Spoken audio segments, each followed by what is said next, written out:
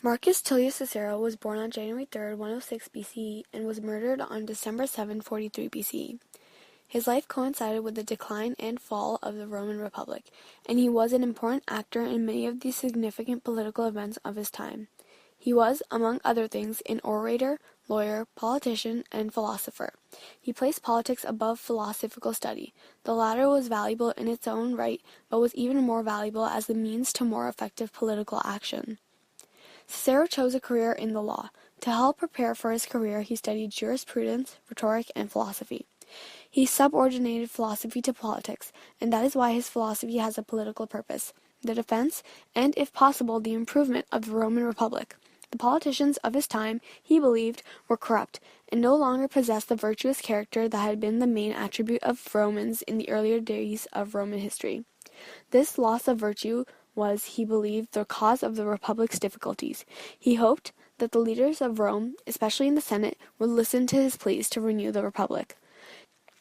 Cicero tried to use philosophy to bring about his political goals. Like most intellectual endeavors in Cicero's time, philosophy was an activity in which Greece still held the lead. The Romans were more interested in practical manners of law, governance, and military strategy than they were in philosophy and art. But for Cicero to really use philosophy effectively, he needed to make it accessible to a Roman audience. Cicero's theories formed from the basis of modern law, including the common law. His theories had three basic premises. These were built on Plato and Aristotle that were mostly spiritual, and were built around the concepts of determining law from nature, natural law, and the importance of being good.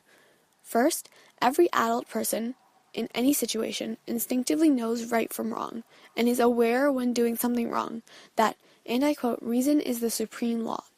Secondly, obeying the law is always the right thing to do. Modern historian Charles Van Doren, in A History of Knowledge, paraphrased Cicero's legal theory, saying that any illegal action, however small or apparently advantageous, can never really be advantageous because it is wrong. Thirdly, if the law is manifestly unfair, the right thing is what is honest, open, and fair, keeping your word, no matter what the consequences, telling the truth even if you have not taken an oath. Cicero wrote that both justice and law originate from what nature has given to man, from what the human mind embraces, from the function of a man, and from what serves to unite humanity. For Cicero, natural law obliges us to contribute to the general good of the larger society.